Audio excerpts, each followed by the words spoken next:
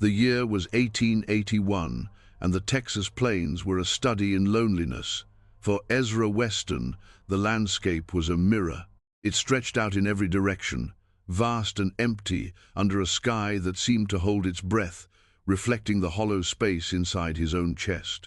His ranch was an island in a sea of grama, grass and mesquite, a place where the wind was the most constant companion, and its voice was a mournful howl that scraped at the edges of his sanity. He was a man carved from the same hard earth he worked, tall and broad-shouldered, with hands calloused from labor and a face weathered by sun and sorrow. Grief had settled into the lines around his eyes, a permanent etching left behind by his wife, Martha, who had been stolen by a fever 2 winters past. She had been the heart of their home, the quiet center around which their chaotic world revolved. Now, that center was gone, and Ezra was left adrift with the 5 pieces of her she had left behind. His daughters, Abigail, the eldest at 16, wore her responsibility like a heavy cloak, her face a thundercloud of premature worry. Hannah, 14, was the quiet observer, her eyes missing nothing. 11-year-old Cora was a bundle of nervous energy, always flitting from one task to another. Esther, at 8, still asked when Mama was coming home from her long sleep beneath the cottonwood tree.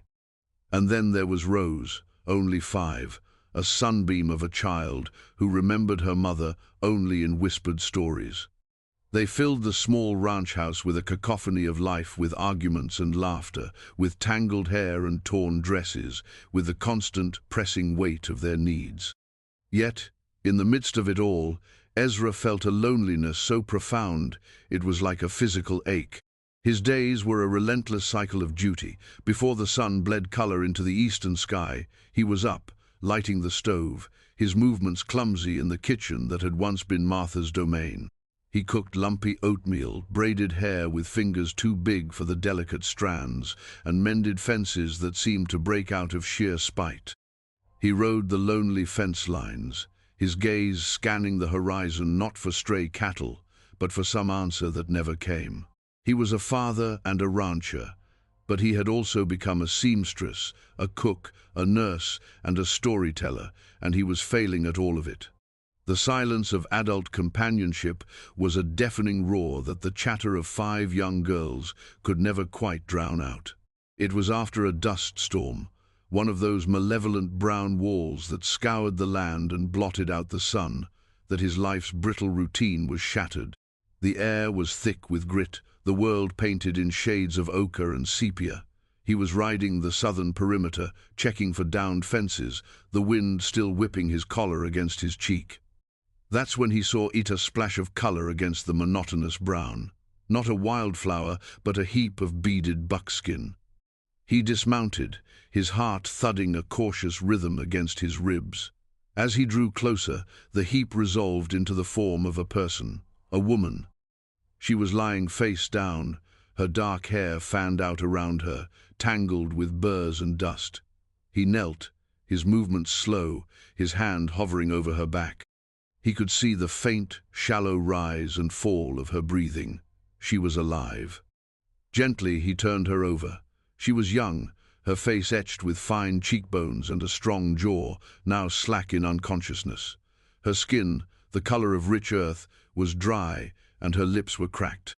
A dark bruise was blooming on her temple, and one of her ankles was twisted at an unnatural angle. She was Comanche. Her dress, the intricate beadwork, the style of her moccasins, all spoke of it.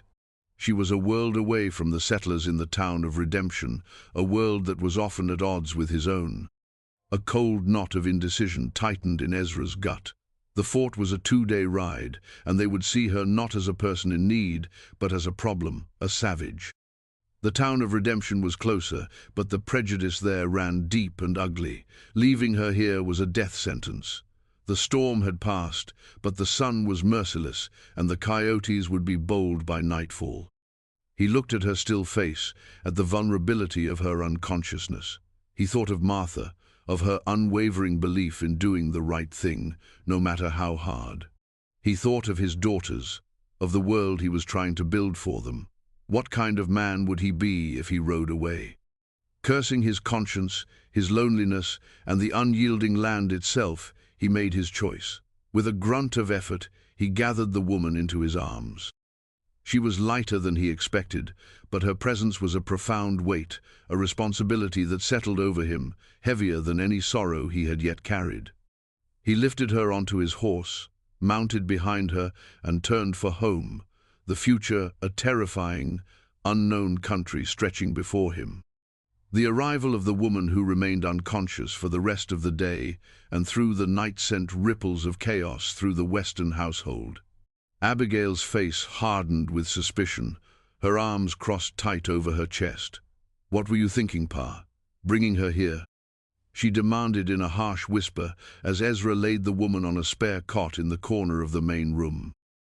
"She would have died, Abby," Ezra said, his voice rough with exhaustion. "Go fetch some water and clean cloths." Hannah watched from the doorway, silent and wide-eyed, while Cora hovered nervously behind her. It was little Rose who crept forward, her thumb in her mouth, her gaze fixed on the stranger's still face. "Is she a princess, Pa?" "No, Rosie, she's just lost." Ezra felt a pang in his chest. They were all lost, in one way or another. The woman finally woke the next morning. Her eyes, dark and deep as a forest pool, flew open and darted around the room, taking in the unfamiliar log walls, the iron stove, the curious faces of the children. When her gaze landed on Ezra, it sharpened with a wild, cornered animal fear. She tried to sit up, a cry of pain escaping her as she put weight on her injured ankle. "Easy," Ezra said, holding up his hands, palms open. "You're safe here. We mean you no harm." She didn't understand his words, but she understood the tone. Her fear remained, but the panic subsided into a wary, intense observation. She refused the oatmeal he offered, her eyes tracking his every move. It was Esther who broke the impasse. Hesitantly, she approached the cot, holding a tin cup of water. She didn't speak, just held it out. The woman watched her for a long moment, her gaze softening almost imperceptibly. Finally, she reached out a trembling hand and took the cup, drinking thirstily. They called her the stranger, for they did not know her name. Communication was a clumsy dance of gestures and guesswork. Ezra would point to his chest and say, "Ezra." The woman would only stare back, her silence a wall he could not breach. His daughters, however, were less inhibited. Rose would bring her treasure ace, a smooth river stone, a bird's feather, and lay them by the cot. Cora, overcoming her fear, demonstrated how to work the butter churn. Days turned into a week. The woman, who Ezra learned was named Kiiya, when she finally whispered it to Rose, began to heal. Her ankle, expertly splintered by Ezra, was still weak, but she could limp around the small cabin. Her silence remained, but her actions began to speak for her. She was a watcher, her eyes missing nothing. She saw the fraying cuff on Ezra's shirt and the way he winced when he moved his shoulder, strained from lifting a feed sack. She saw Abigail's resentment, Hannah's quiet curiosity, and the way the younger girls craved a mother's touch.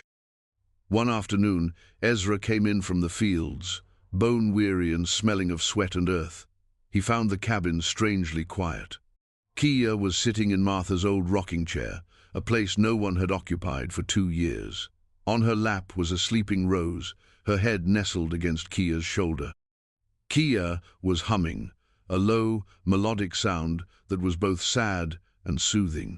In her hands was his work shirt, and with a needle and thread scavenged from Martha's sewing basket, she was mending the torn cuff with stitches so small and perfect they were nearly invisible. Ezra stopped in the doorway, his heart catching in his throat. The scene was an echo of a life he thought was lost forever, the quiet domesticity, the gentle sound, the simple act of care. Abigail stood by the hearth, watching with a conflicted expression, her usual hostility softened by a grudging respect. Kiiya looked up and her eyes met Ezra's. The humming stopped. For a moment, the wall of silence between them seemed to dissolve, replaced by a fragile thread of shared understanding. She wasn't a stranger anymore. She was Kiiya, and her presence was starting to fill the hollow spaces in his house and in his heart in a way he hadn't thought possible. The slow thaw of mistrust continued in the small, unspoken moments of their shared existence. Ezra found that Kiiya had a knowledge of the land that rivaled his own, but in a different way. She would limp out into the prairie and return with roots and leaves he'd always considered weeds, adding them to their bland stews to give them a savory, earthy flavor. She taught Cora how to weave strong cord from yucca fibers and showed Hannah how to track the movements of rabbits by signs Ezra had never noticed. Her bond with the youngest girls was the firmest bridge between their two worlds. She had a patience that Ezra, worn thin by worry and work, often lacked. She would sit with Esther for hours, showing her how to make dolls from corn husks, her hands moving with a fluid grace. With Rose, she was endlessly gentle, wiping away tears with a soft touch and telling stories in her own tongue.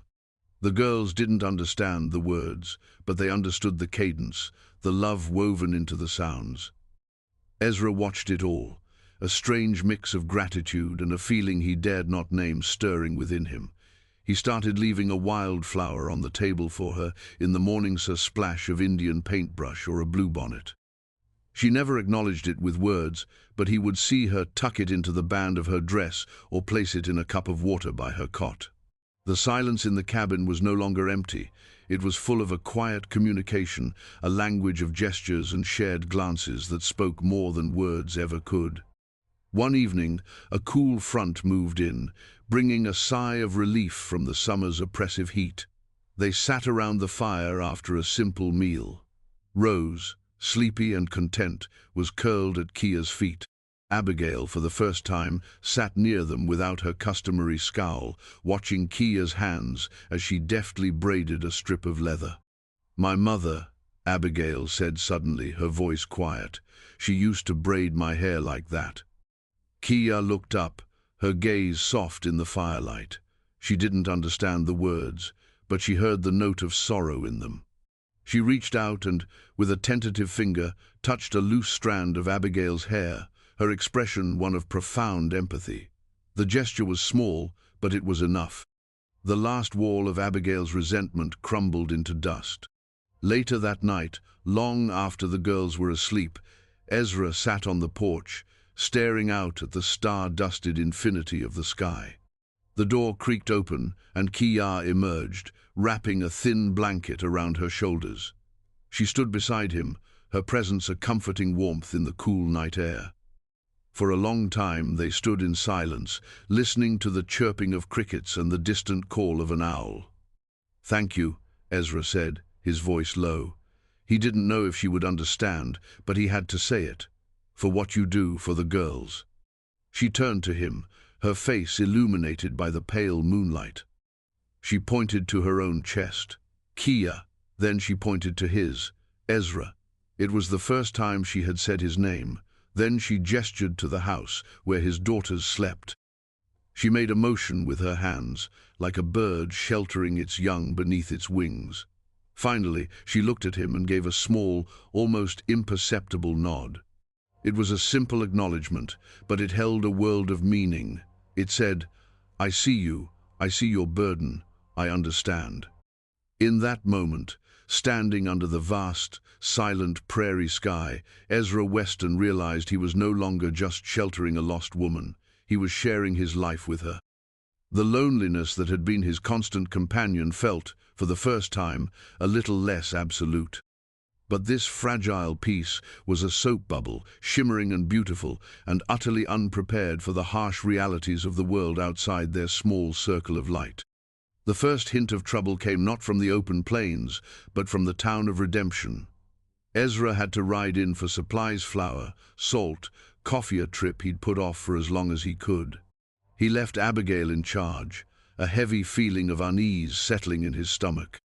The town was a collection of dusty streets and false-fronted buildings, a place of hard-bitten men and women who viewed anything unfamiliar with deep suspicion. As he was loading his wagon outside the general store, a man named Donovan approached him. Donovan was a rancher with more land than sense and a mouth that was always twisted in a sneer of contempt. "Weston," he said, his voice oily, "heard you got yourself some company out at your place." Ezra's blood ran cold. He kept his expression neutral, hefting a sack of flour into the wagon bed. "The only company I've got is my 5 girls. You know that, Donovan." Donovan chuckled, a nasty, grating sound. "That's not what I hear. My hand, Walter, was riding near your south pasture. Said he saw one of 'em, a Comanche squaw. Said she was right there by your house." He leaned closer, his voice dropping to a conspiratorial whisper. "You gotta be careful, Weston. Folks round here get nervous about that sort of thing. It ain't decent, a man like you, with all them little girls, harboring a savage." Ezra's hand tightened on the wagon's side, his knuckles white. He turned to face Donovan, his eyes as hard as flint. "What I do on my own land is my business. You tell Walter to keep his eyes on your cattle and off my home." He climbed onto the wagon seat without another word and snapped the reins, leaving Donovan standing in the dust, a malicious smile playing on his lips. The ride home was fraught with a new kind of fear. It wasn't the abstract fear of loneliness or failure, but the sharp, specific terror of a known threat. Donovan's words were a poison that would spread through redemption, and Ezra knew it wouldn't be long before that poison led to action. He had to protect Kiiya. The thought was no longer a matter of duty, but a fierce, protective instinct that rose from the deepest part of him.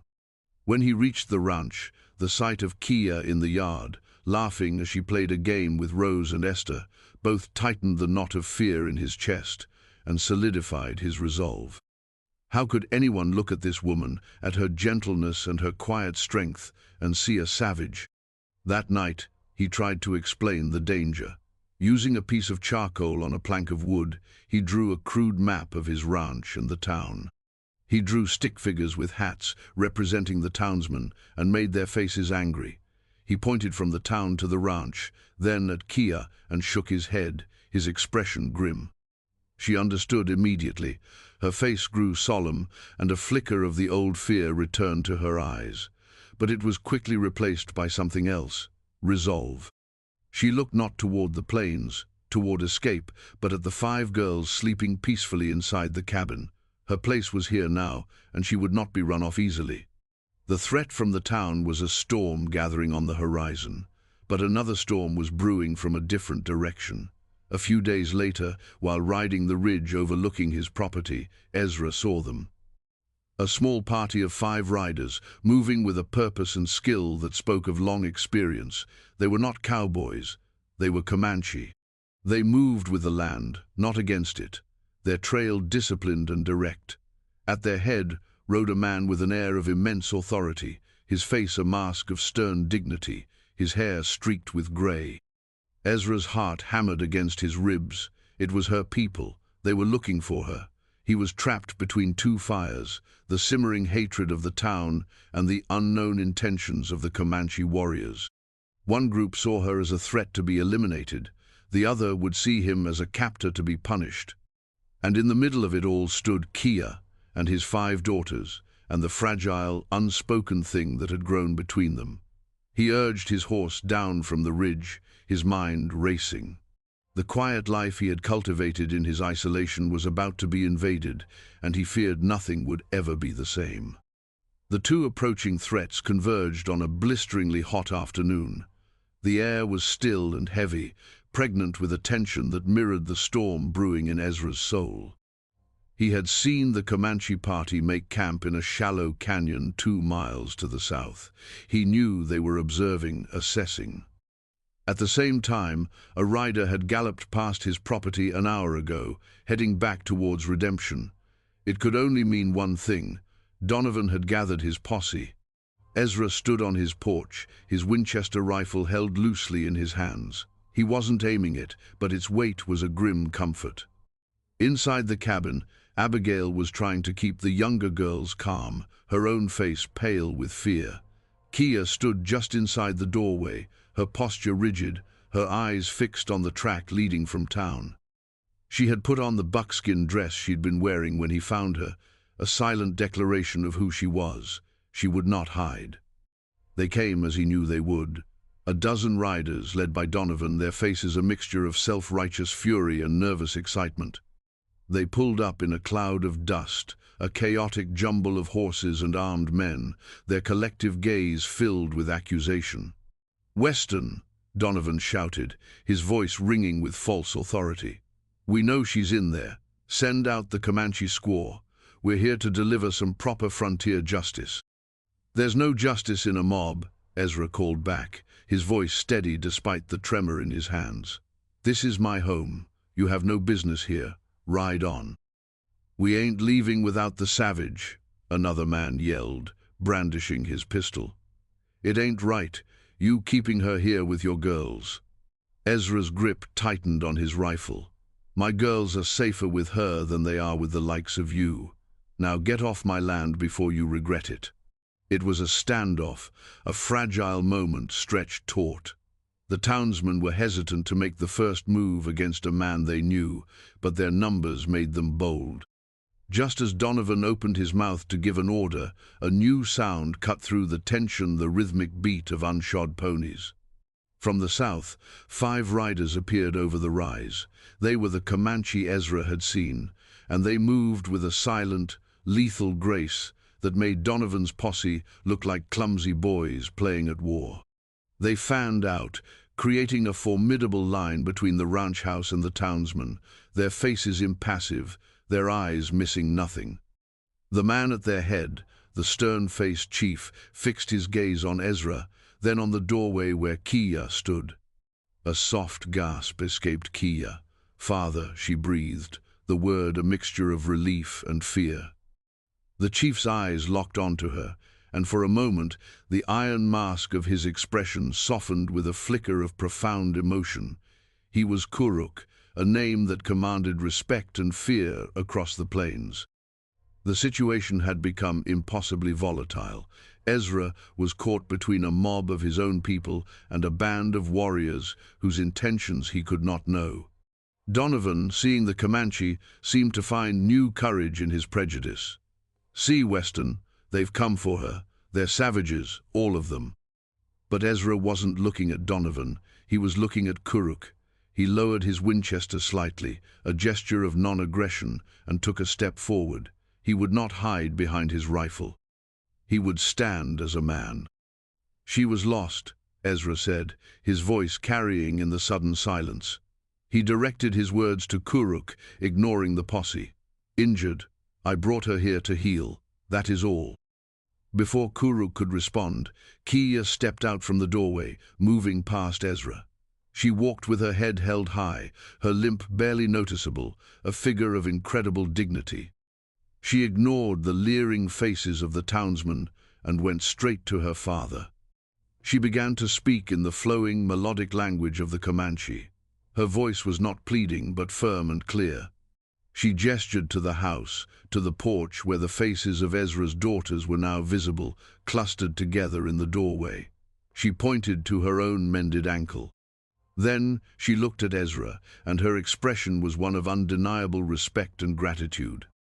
She spoke for a long time, her words painting a picture for her father, the story of her rescue, of her healing, of the kindness she had found in this most unlikely of places.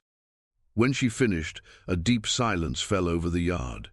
Kuruk's gaze moved from his daughter to Ezra and then to the 5 girls huddled on the porch. He saw not a captor, but a tired man who had shown his child mercy. He saw not a prison, but a home where his daughter had been cared for. His eyes finally settled on the posse, and they were filled with a cold, undisguised contempt. He spoke a sharp command to his warriors. They shifted their positions, their lances held at the ready.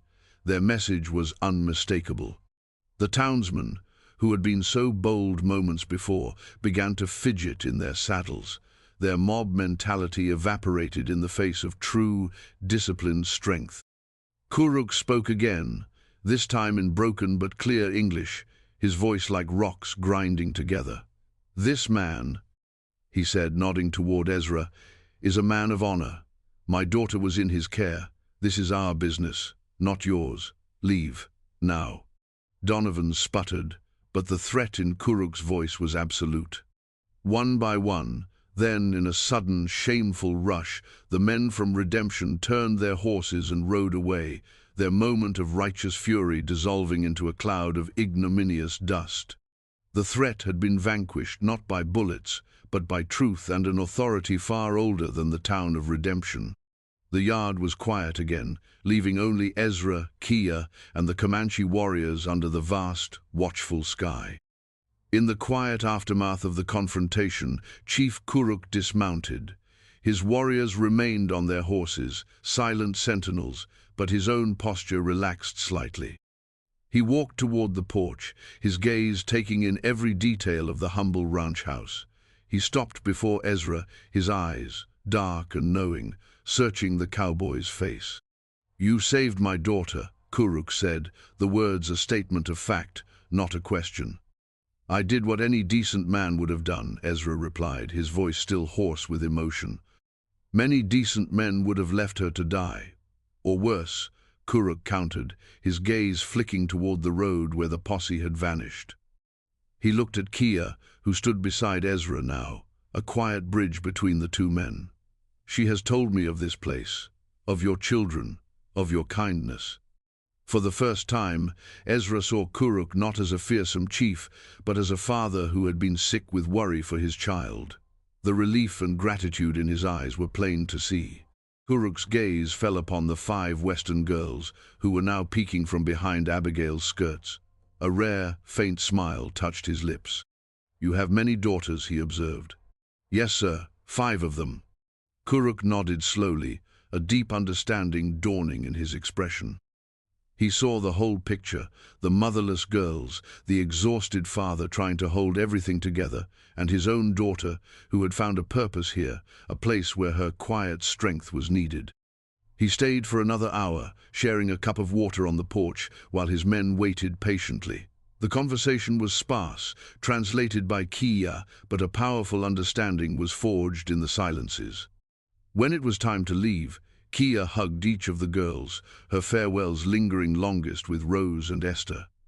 She and Ezra shared a long, searching look, a universe of unspoken emotions passing between them. Then she mounted the pony one of her father's men had brought for her and rode away, leaving behind a silence that was once again empty. The days that followed were heavy with her absence. The cabin felt too big, the chores more burdensome. The girls were listless, and even Abigail's face was clouded with a sadness she didn't try to hide. Ezra found himself staring at the rocking chair, expecting to see her there, humming her low, gentle song. The brief, fragile peace he had found was gone, and the loneliness returned with a vengeance, sharper now that he knew what its absence felt like. A week later, just as the sun was setting, casting long shadows across the plains, 2 riders appeared on the horizon. It was Kuruk and Kiiya. Ezra's heart leaped into his throat. He met them at the fence, his hands trembling slightly as he opened the gate. The girls came spilling out of the house, their faces alight with joy, shouting her name. Kiiya slid from her horse and was immediately engulfed in a sea of small, hugging arms. She laughed, a sound as clear and welcome as rain, and her eyes, shining with tears, found Ezra's over the heads of his daughters. Kuruk watched the scene, his face serene. He waited until the initial joyous reunion had subsided before he spoke. "Ezra Weston," he began, his tone formal, "I have come to speak with you." He gestured for Ezra to walk with him, away from the happy chatter of the girls and Kiiya. They stopped by the cottonwood tree that shaded Martha's grave. "My daughter was lost," Kuruk said, looking not at Ezra but at the horizon. "But in this place she found something, a home, a family that needed her." He turned to face Ezra directly. "And you, I see you are a good man, a strong man, but your heart is heavy with sorrow, and your hands are too full. A man cannot be both a father and a mother to 5 daughters. It is too much." Ezra could only nod, the truth of the words hitting him with the force of a physical blow. "My daughter," Kuruk continued, his voice resonating with quiet power, "has a heart that is strong and good. She knows how to make a home from nothing.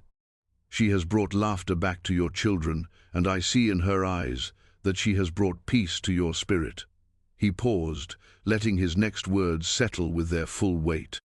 "It is our way sometimes to build bridges between people, to make one family from two. You are a man of honor who needs a wife. You have 5 daughters who need a mother. I have a daughter who has found a place here, a woman who looks at you with respect in her heart." He held Ezra's gaze, his proposal laid bare between them, simple and profound. "I ask you to take my daughter, Kiiya, as your wife, to make her the mother of your children and the keeper of your home, to build a new family, together." Ezra was stunned into silence.